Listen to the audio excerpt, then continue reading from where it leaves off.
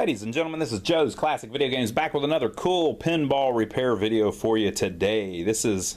We're real excited about this one. This is a Gottlieb Bad Girls pinball machine. My favorite pinball machines are the weird Gottlieb ones from the 80s. I know a lot of people don't agree with that, but that's the ones I like. And this one does not disappoint. So we bought this years ago, and I think it's in decent shape, but we haven't even set it up yet. So we're getting ready to work through it though. So one of the problems that it had was the front of it was in really, the paint had chipped off, so we've repainted the front of it. Now originally it was black and it has pink speckles on it, but we've repainted the front black. We may end up replacing this mirror. It's just a piece of plastic. I think I can get one of those cut. I don't know for sure yet that we're going to do that, but we might do that. And we're cleaning up some legs to put on it so that we can set it up. So once we set it up, I'll show you what it looks like as we start on it. But this is a unique game. Basically, Gottlieb made a bunch of really strange games in the 80s, and so each one of them's different than anything else you'll play. So I really like them just because they're so weird. So we've got a weird one here. Some people would even say that it's ugly, but I would not be one of those people. So we'll keep cleaning it a little bit, and then we're going to put the legs on it. As soon as we get it set up where we can look at the playfield and the back box and everything, I'll film that. Alright, so here's the old piece of mirror we cut out. Now we are cutting another one off of a big piece we ordered.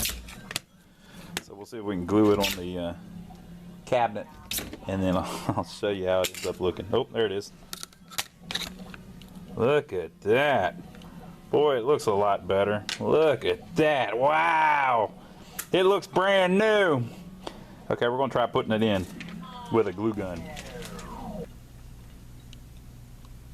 Okay, folks, so we replaced our mirror, and we put on our legs and got it up doing its thing, but I got a surprise for you. Are you ready for this? This is going to be one of our coolest videos. We'll talk about the Backglass later. But since we started filming this, a little while has gone by, and a week or two, and a customer emailed us and said, hey, you want to buy a pinball machine? And we said, sure. Which one is it?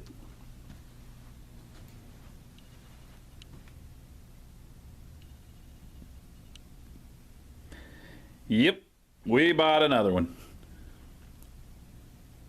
So, in this video series, we're going to fix both of these suckers. What do you think about that? The one we bought is in better shape than the one we had. I could have just cheated and just filmed the rest of the video with the wrong one and see if you guys even noticed. But we'll fix both of them. Why not? Right? Well, let's look over. We're going to call, for the rest of the video series, we might do 2 or 3 videos on this. For the rest of the videos, we're going to refer to this as Bad Girls #1 and Bad Girls #2. But just to make it more interesting, we'll just call this Bad Girl #1 and Bad Girl #2. So Bad Girl #1. This is the one that we purchased from the customer. Let's see if we've got any... You've got a little bit of wear in the outline here. It says chalk it, and then they have this real stylized up. It's actually like a backwards N that's worn, and on our one that we already had, it's not as bad. When I picked it up and I saw these plastics, I thought, God, those might be homemade. Nope, they're not homemade. That's how they designed it. Now, oh, and I should clarify from the very beginning. From the very beginning, if you're starting at the beginning, I love all of this crap. Like these 80s Gottlieb games that are just weird as hell and have ugly artwork and just strange themes. These are my absolute favorite pinballs. They've got cheesy music and horrible backglasses. I just really like it because it's real stylized, you know. It's like it's screaming 1988 or 9, whenever this came out. This is a very 80s game. So bad girl number 1, it's got a very target up here. Everything looks good. I don't know what the hell's going on there. It makes it look like she has chest hair. Gonna have to work on that. And it has little kiss me stickers on the pop bumpers that we didn't have on ours. So we got to clean this up, which I don't think will be that big of a deal. There's a little paint missing on her face. We might have to touch that up. I don't know. I might just do some of the black ink just to put the line art back in.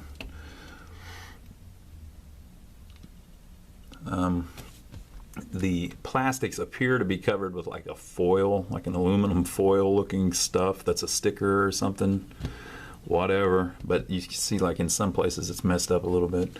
Probably just try to make that look as good as possible. The 2 balls are up there in the ramp because whenever we moved it, we transported it upright, so the balls fell down into the machine. Just a little bit of wear there where the ball comes out of the ramp, and a little bit of wear there. But all in all, it's in pretty decent shape, playfield wise. So this is the one that we had in storage for so long that we replaced the front mirror on. It's not in as good of shape. You've got rust on some of the rails. You've got some playfield damage there. We bought this at an auction several years ago.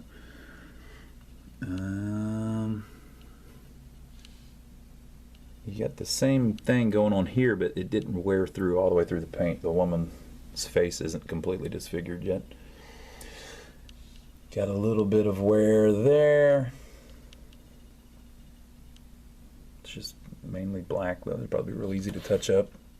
There's another thing too. If the wear is way up there and you're way down here, I mean, it don't have to get perfect, people.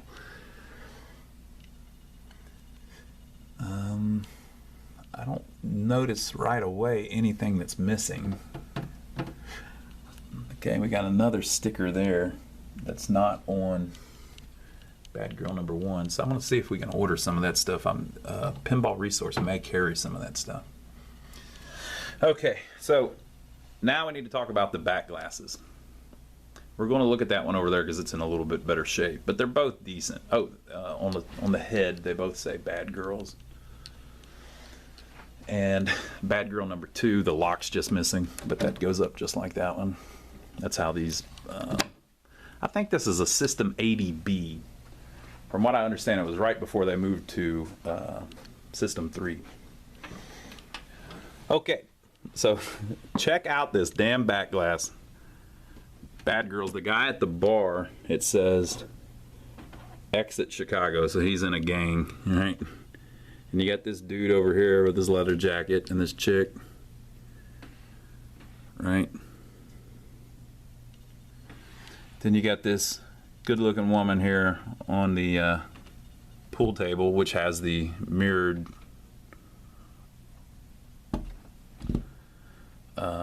top, which I don't think would work for pool, but hey. So then you've got this girl here. You've got the bartender and this dude, and then you've got this chick here with the everything old is new haircut.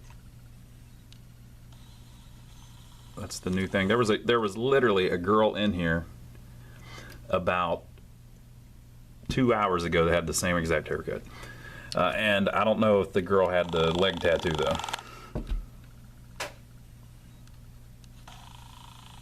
And she wasn't dressed like that. But she did have the same haircut.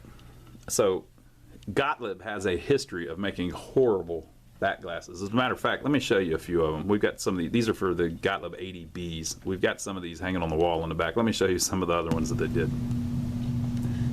Okay, so actually I've got some decent ones. Like the teed off one's pretty good. The Mario Andretti one, everybody always says he looks like Jackie Chan, which he kind of does, but it looks pretty good. There's an explosion back there in the back. right? Wipeout. Wipeout's not that bad. I don't know what's going on there, but whatever.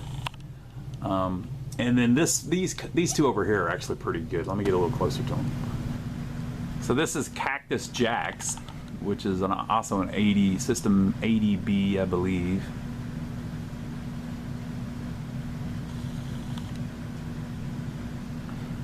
Right, that one's pretty good.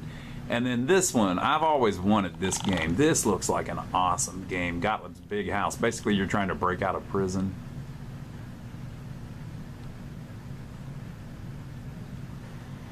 And then they even ripped off the Beach Boys and made a Surfin' Safari game.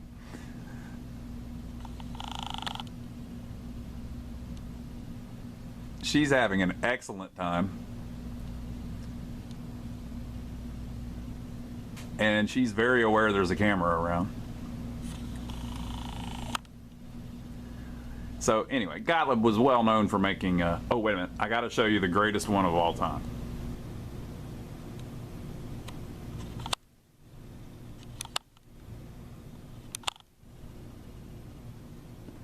Gottlieb's Genesis. Presented without comment.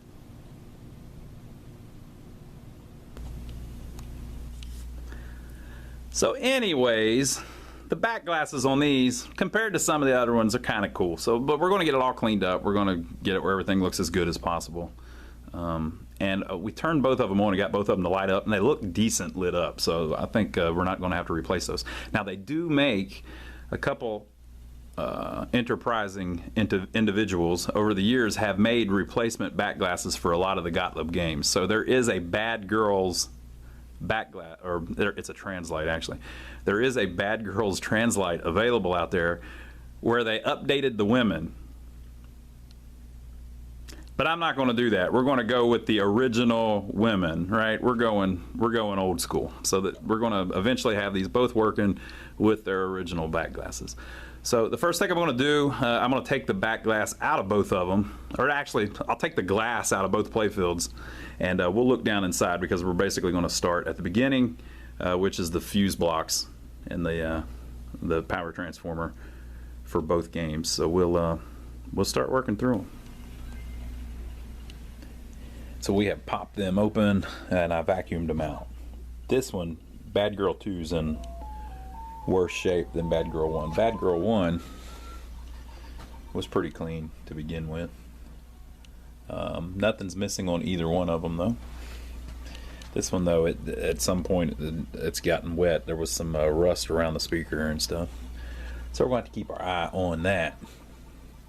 But nothing's missing on either one of them. But I found something cool. Oh, another thing. On the power brick, the cap hasn't been replaced on Bad Girl number 2, but on Bad Girl number 1, somebody already has. So we'll have to do that too. Another thing is on these power bricks, there's a ground mod that you're supposed to do where these plug in.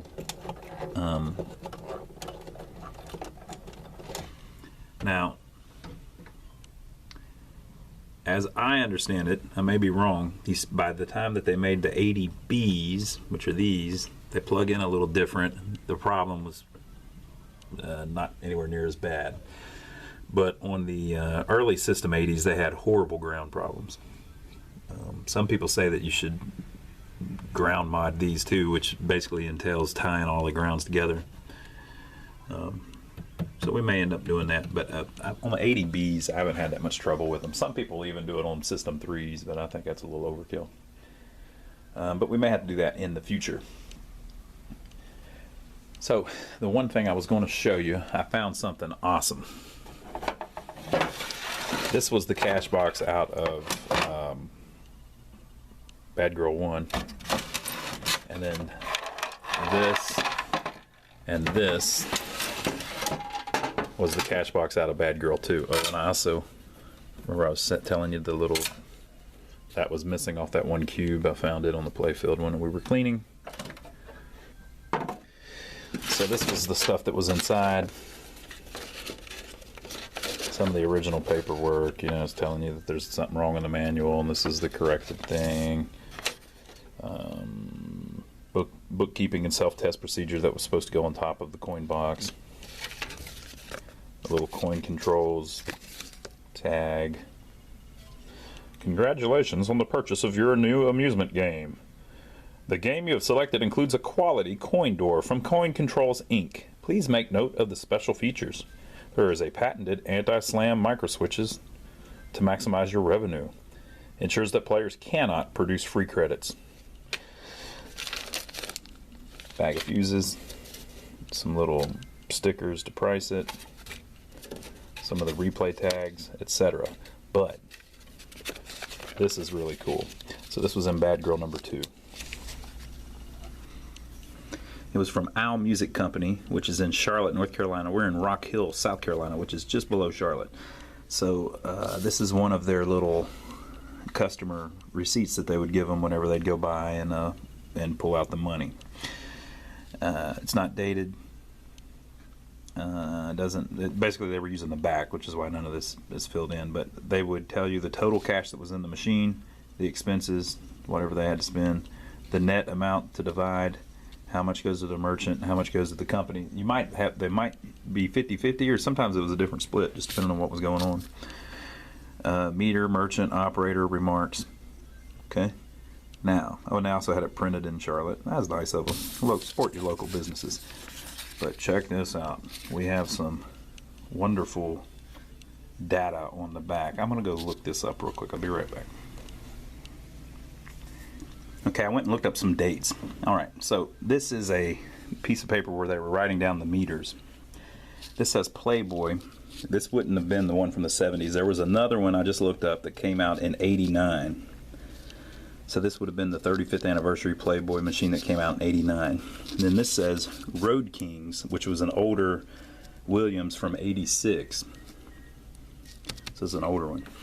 And you can see here, you can tell by looking at the ink colors that in this location they had these two machines. So when they put it in, the Playboy had 3762 on it, and the Road Kings had 10585, which makes sense because the Road King was a older machine, blah blah blah. So those are the meter numbers.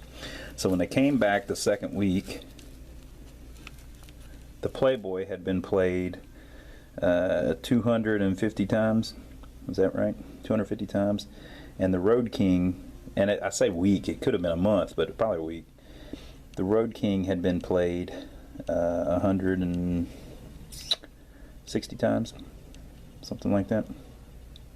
So the Playboy had been played 250 times, Road King 160 times. Came back the next week, the Playboy had been played 231 times, and the Road King had been played 104 times. So this must have been a new location. So they put the games in, you know, that would make sense. Then you put them in a new location, you start there, you know. Okay, they came back the next week, the Playboy had been played 250 times. The Road King had been played 100 times. Next week, Playboy had been played 233 times. The Road King had been played 80 times. So the Playboy is killing it, right? So 250. If it's played 250 times, it's making over $80 a week. In I would assume 89, maybe 1990 this comes from. And then they come back, and the Playboy had only been played 190 times. And the Road King was played 90 times. So maybe something broke, I don't know. But they then wrote Bad Girls. So they put this game on location to replace the Playboy that they were picking up. It might have broke, or maybe they just thought it was a good idea to put Bad Girls in. Bad Girls was from '88, late '88, and Playboy was from '89. So they probably were out around the same time, and I guess they figured it was kind of a similar theme. Not really, but so when they put it in, so the week that they did that collection, they dropped off the Bad Girls and picked up the Playboy. So they wrote that number. So we're starting at 6696, And so the next week when they came back, it had been played 489 times. That's pretty good. So they made 120 bucks that week. And the poor Road Kings had only been played 43 times. So it makes you wonder why they replaced the Playboy. It must have broke or something. Because if I was doing it, I would have replaced the Road Kings. Or maybe they only wanted one good game in the location. Could have been. Like if you've only got a certain amount of games, you might not want two of your best games, which theoretically at the time may have been the Playboy and the Bad Girls, in the same location, because then all you've got is a Road King for the other location. So who knows? Maybe whenever they had just got the Bad Girls on sale or something, or maybe my dates are wrong and they were out around the same time, and so they dropped off the Bad Girl and picked up the Playboy to take to another location. But whatever. So the next week, Road King only got played 30 times, but the Bad Girl had been played 253 times. Is that right? Okay, next week, Bad Girls had been played 200 times. Road Kings had been played, is that 90? 90 times? Next week, Bad Girls had been played 136 times. Road Kings had been played 22 times. Next week, Bad Girls have been played almost 200 to 190 times. Road Kings had only been played 7 times. Maybe it broke too. Yeah, I think maybe it broke because look, they've written Neo Geo, so they picked up the Road Kings, which very well may have broke because it only was played 7 times that week. So they picked up the Neo Geo, right? And so now they're starting it at 0 because maybe they're using the internal counter on the Neo Geo. So the next week, with no competition now, there's only one pinball in there.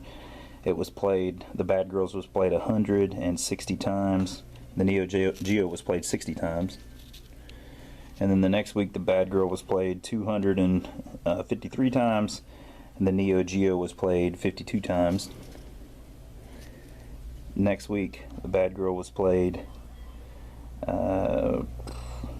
math is hard, 170 times maybe, something like that. And the Neo Geo was played 90 times, not quite 100 times. Next week, the Bad Girl was played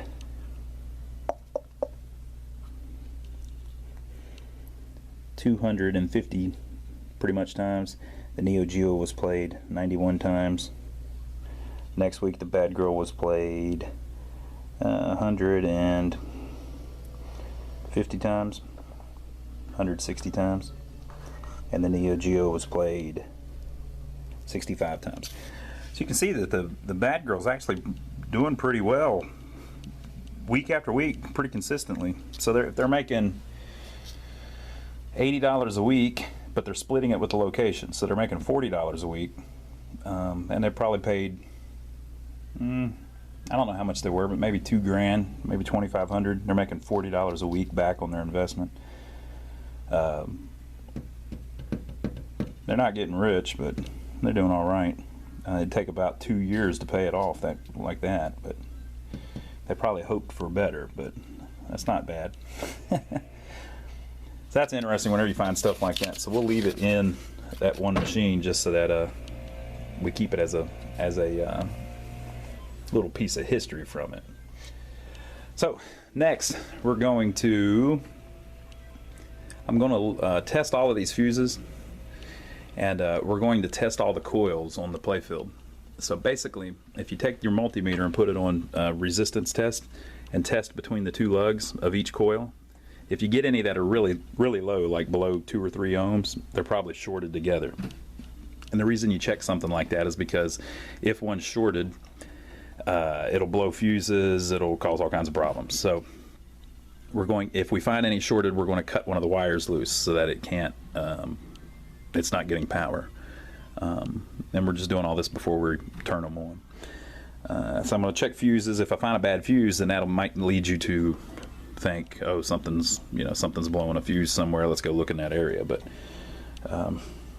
So I'm going to check all the fuses, make sure that's good. I'm going to replace the other capacitor that hasn't been replaced.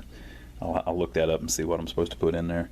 There's also fuses on the bottom of the playfield. Basically, we're just trying to get it where the power is solid. And when the power comes in from the wall, this is the first place it goes. We're trying to get all of this where there's no issues at all with the power supply, and then we can work up into the boards, into the back box.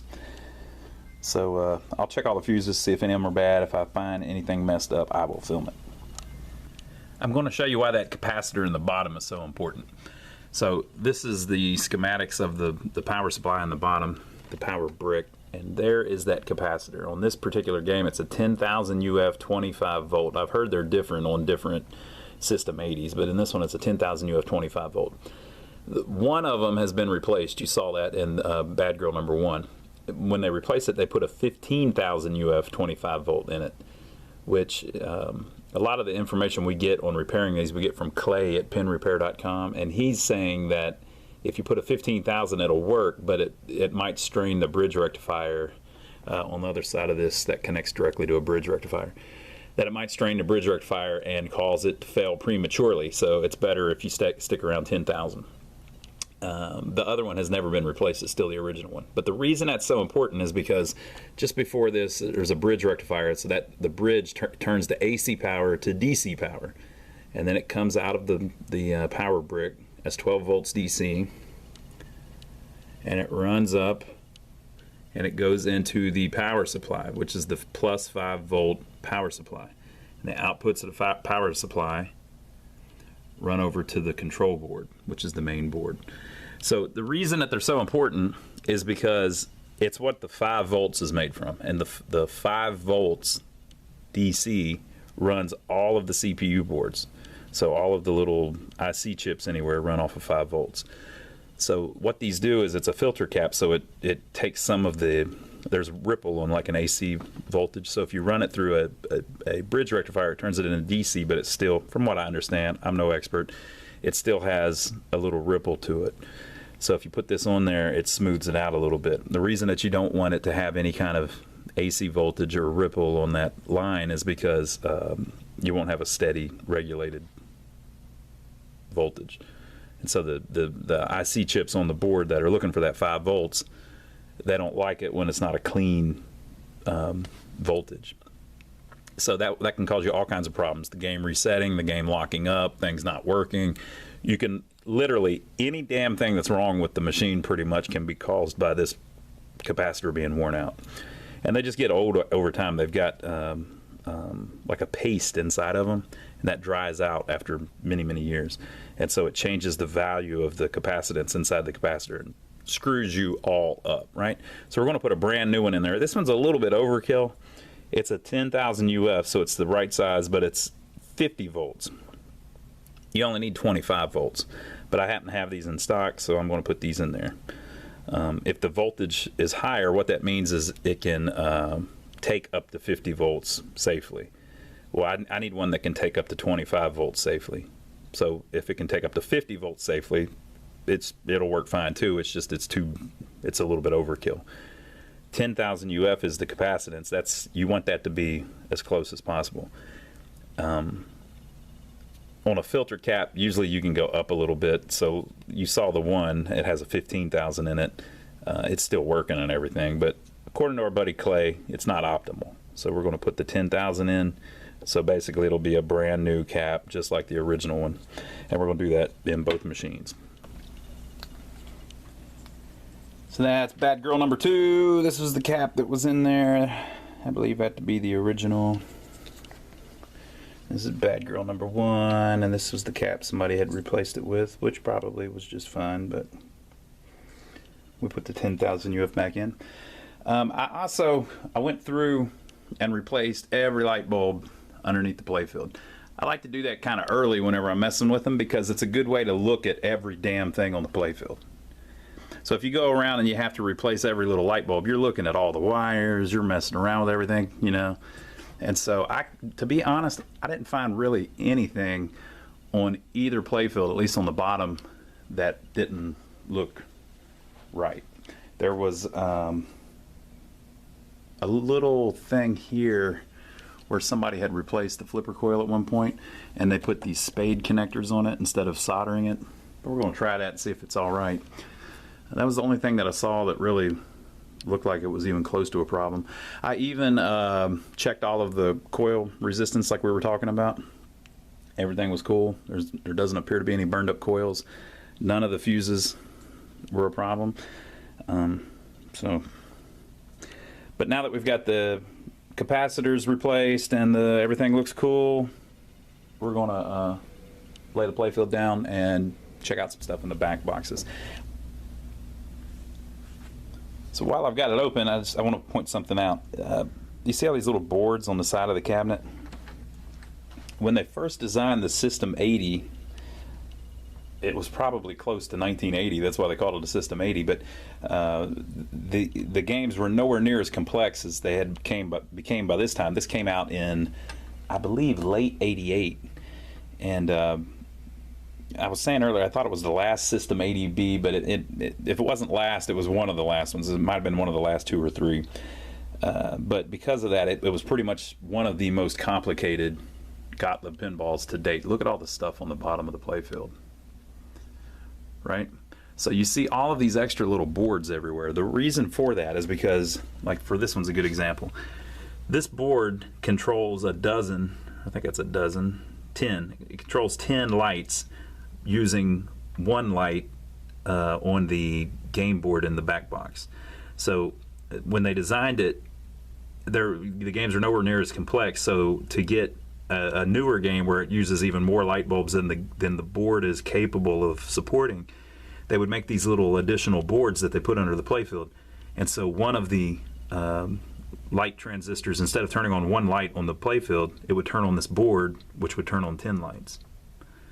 And so they've got also pop bumper boards that make the pop bumpers work instead of the board having to make the pop bumper work.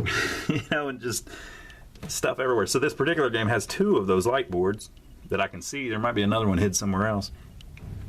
It's got this board here that says transistor driver board, so the transistors are running something else. You've got I mean, you've just got stuff all over the playfield. There's like an up kicker. You've got 6 relays under the playfield. There's yet another capacitor here that we might end up changing to once I figure out what it even does. Right? There's another bridge rectifier here. You've got a vary target.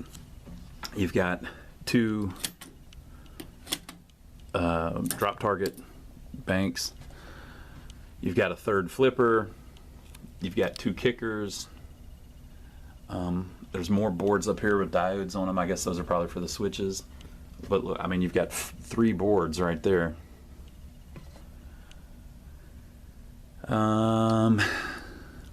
What else are we looking at? So, in other words, there's just stuff like this. This is another drop target assembly. Here's another up kicker. You've got all these lights on that little mini playfield under or it's just the ball I don't think goes down there. It's just light bulbs for the pool table under it. I mean, in the middle of the playfield. So you just had a lot of stuff going on in the game, and to make it all happen, they had to have these little auxiliary boards that could expand the main game board in the back box to make it capable of other stuff. You got another one here. Switching diode board. Okay. This one has a bunch of resistors on it, and that one says switching diode board. So this is probably one of the most complex System 80 games. I think Bone Busters came out around this time too. I'd love to get a Bone Busters. I think those got a lot going on too.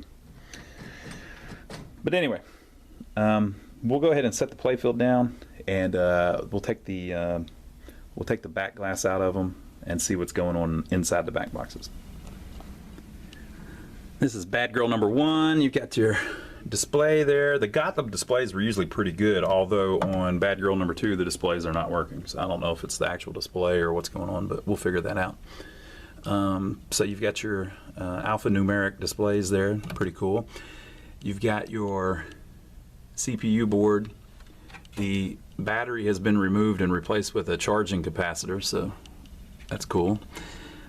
You've got your driver board down here. I don't see anything major screwed up on it. You've got a fluorescent bulb that lights up the back box.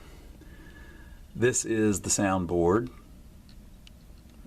This is what they call the auxiliary sound board.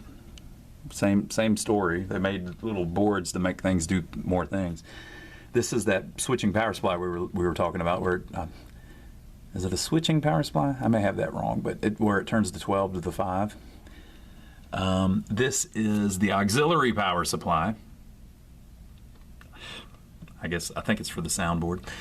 And this is what they called the reset board. So if the game ever locked up, this little board would make it reset. So if it was on location, that would keep coils from locking on and things like that. Oh, and I checked with the Pinball resource, and they do have all of the little logos and everything, or like the drop target stickers and the Kiss Me pop bumper cap stickers that are missing off of this one. Okay, so same thing on this one. There's the display. Everything looks good. I don't see any physical damage or anything. You've got the CPU board. Everything looks good. This is a bracket that the lock, part of the lock assembly. It's no big deal. You've got your reset board up there. You've got your auxiliary power supply, sound board, auxiliary sound board, and your power supply. So everything's complete. We got it all there. So the battery. So this one still has the original battery. So we will be taking the hell off of there before it ruins everything. Hopefully it hasn't already. Okay, so next thing we're going to do, what we always do is we follow the power from the bottom of the game up into the back box. So we messed with the power bricks first. So now we're going to mess with these power supplies. So I'm going to pull one of them out, and we'll work on it a little bit and then put it back in. This is the first power supply out of Bad Girl 1. And somebody had already worked on it. Somebody had already resoldered the pins, which is a good thing to do. We replaced the little cap because it was getting old, and we're going to replace this this little potentiometer here. These go bad a lot. They get flaky where they just basically you can adjust the 5 volts with that, and if that thing starts screwing up, the 5 volts will fluctuate a full volt. It'll go down to 4 and then maybe up to 6. So that definitely needs to be replaced. These are on system 80 and also system 3. Well, the way we usually do it is, if you look, there's only 2 of the legs are tied together, and once it's mounted. But if you measure the resistance from here to here, if you get a reading, it's a 500 ohm pot. If you get a reading like 300 ohms or whatever, just remember that, and then whenever you put the new pot in, you can adjust it back to about where it was, and whenever you put it in the machine and turn it on, you should be somewhere near correct. Usually they don't go completely bad, they just get to where they drift. The power will go up and down, up and down. No bueno. So we're going to swap that, and then we'll pop it back in, because it was already up and running, and the other one was already up and running. But we'll put that in, put it back in, take the other one out, do the same, put it back in. Okay, so when I tested remember I was telling you to test the pot before you take it out? It's a 500 ohm pot, and you saw that the outside leg and the inside leg were tied together on one side, and then so you're testing between that and the other outside leg. So as you turn it, it should lower or raise that, but it'll never get higher than 500 ohm, right? Because that's that's all the way one way is 500 ohm. So basically both of the power supplies had basically the wiper wasn't working, so the relationship between the left and the right was 500 ohms. Oop. Got flashers on it too, I didn't know that. Okay, so I put it in the middle at like 250 ohms or whatever and put it back in, and or whenever I put it in, it measured 250 ohms, the new one. I put them in, I adjusted it up to 5.1 volts measured on the capacitor.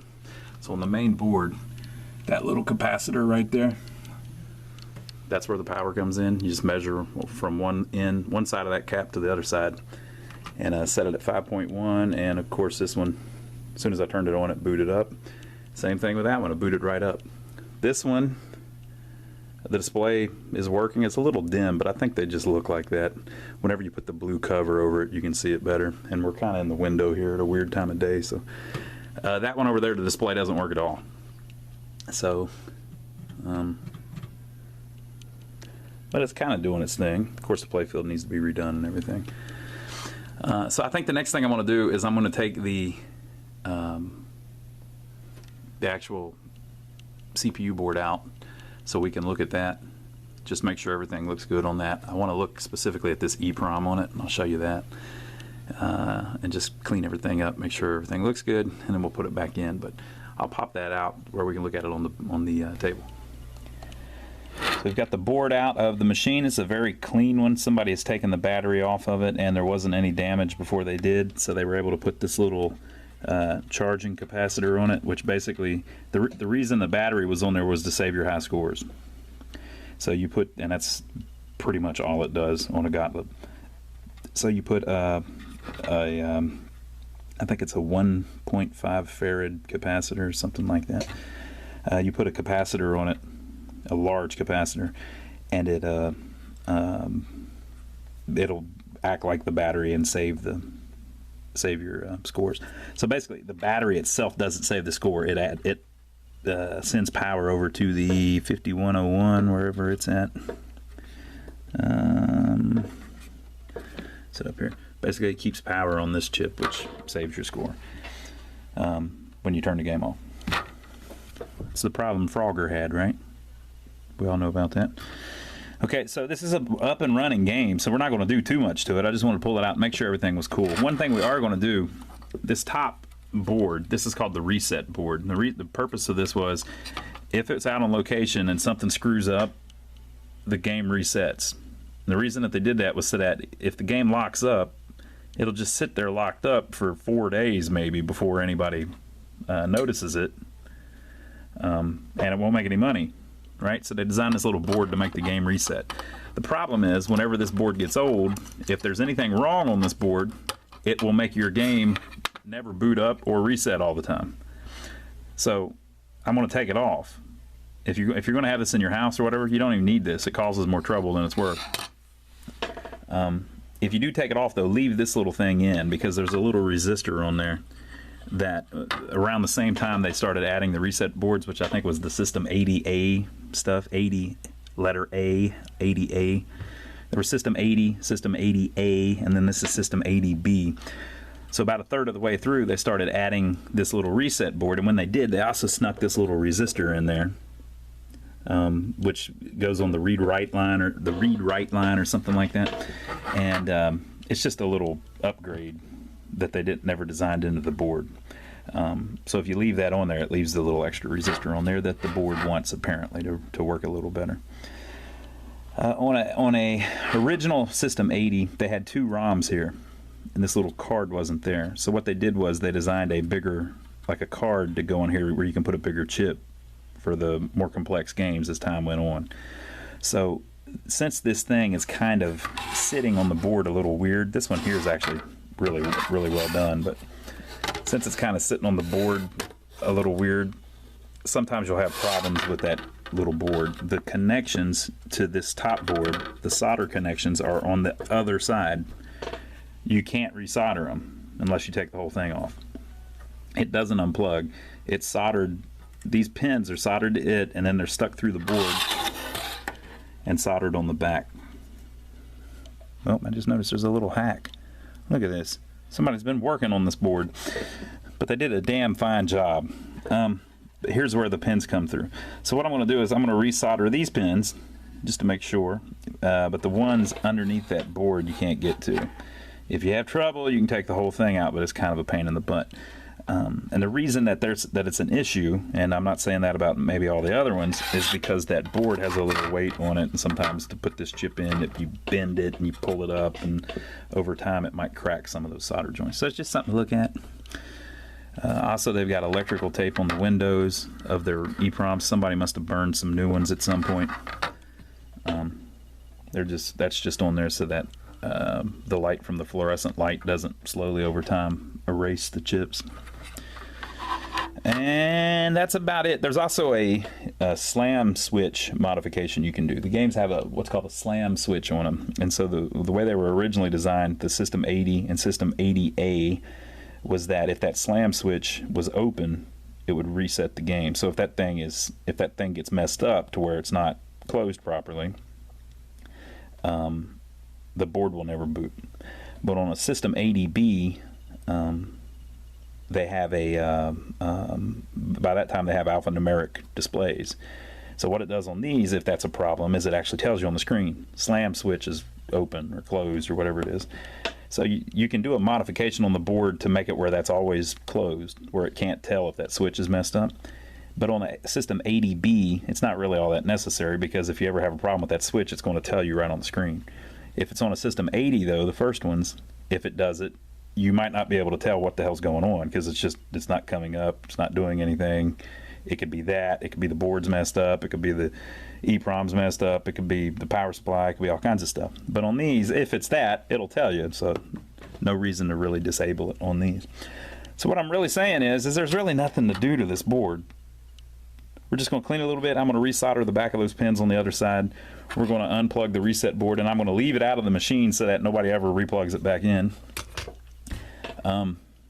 And since somebody's already done the capacitor on this one, this is Bad Girl 1, we're just going to leave it. So there's nothing to clean up. There's no battery damage or anything. Everything seems to be working, but we may find out different later. But I think we're ready to go back in. So that's that. We'll grab the other one.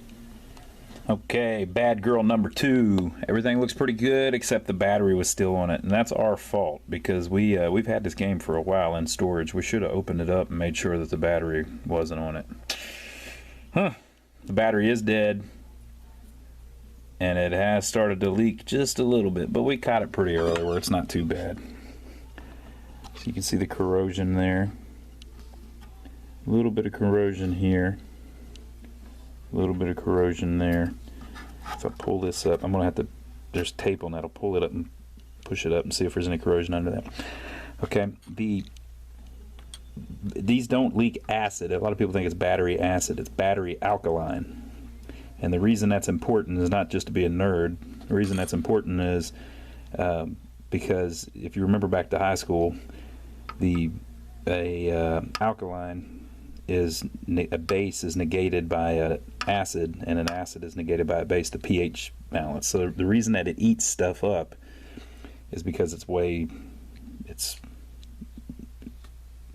too far one way, right? So we're going to neutralize it by adding acid to it, right? But we're not going to go crazy. Well, so what I'm going to do is I'm going to clean it as good as I can, get rid of all of the corrosion that you can see, and then I'm going to very lightly put some vinegar on it. And vinegar is an acid. Vinegar will negate the alkaline and hopefully keep it from getting any worse over the future. So I'm gonna brush a little vinegar on it. I'm gonna let it do its thing, and then I'm gonna clean the vinegar off too. And that's how we do it, right? So I'm gonna clean it all up the best I can, and then when I'm done, I'm going to install this little cell battery holder. So I'm going to put that right there,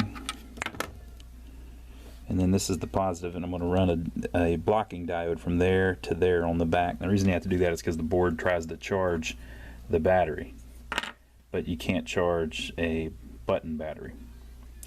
So the battery will die quicker, but it won't leak. So whenever I get that done, I'll show you how it all came out. But no big deal, it's not that bad. So I'm going to clean that up a little bit, get it doing its thing. I'll mount that in, put the little diode on it, and show you how it turned out.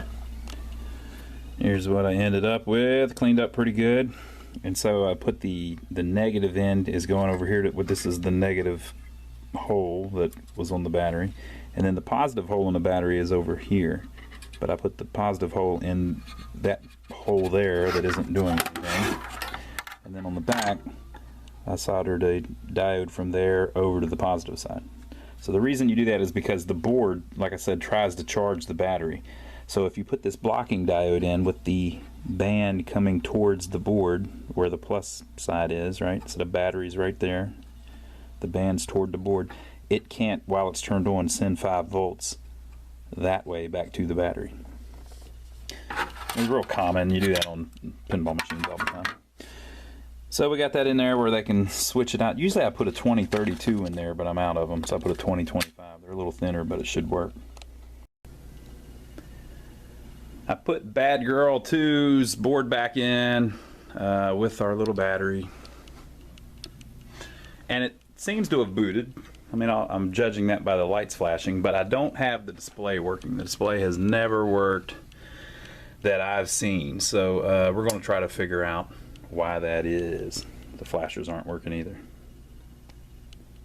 I think on the other one, when it clicked like that, it was making some flashers do their thing.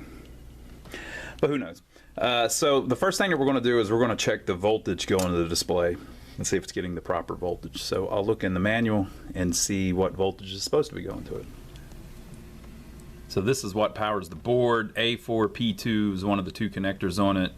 You've got a 5 volt line that comes in. You've got a 32 volt, another 32 volt AC. It says volt CO. I don't know what that is.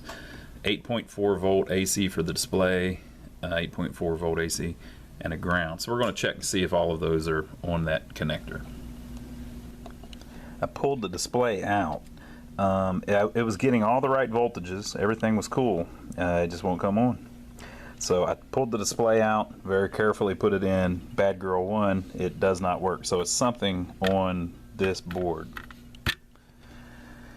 It's a very strange problem. All the voltages are there.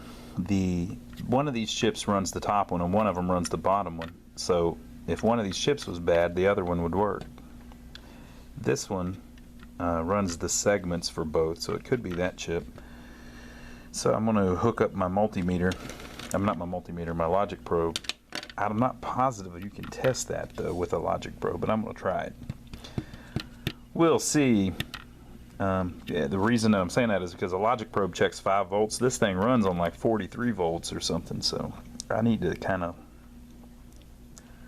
I guess what I could do is hook it back up and then measure the voltage of the outputs on it and make sure they're not 43 volts. Make sure that it's only outputting 5 volts. So I'm going to mess with that a little bit. Whenever I figure it out, I'll let you know. So it ended up being both of these 10939P-50 Rockwell chips. I always feel like somebody's watching me. Usually whenever these chips go bad, you'll get garbled displays, and like I was saying, one does one display and one does the other display, and for whatever reason both of them were bad. So I put sockets in, put new ones in. We're good, right? So the display is fixed. The other one of course still works. I've only got one plug. I'll have to get it eventually where I've got an extension cord going that way so I can plug them both in at the same time. But I think we've got it up and we've got them both booting up, so I think that's pretty good for this video. So we'll stop here. Next time what we'll do is start tearing down the playfields and rebuilding both of the playfields so that they'll be playable. They need a lot of cleaning up. This one here, look at that glass. I don't know, man. So leave your comments below. Make sure to give us a thumbs up for taking the trouble to film it so far, and let us know what you think. Subscribe to us if you haven't already, and we will see you on the next video.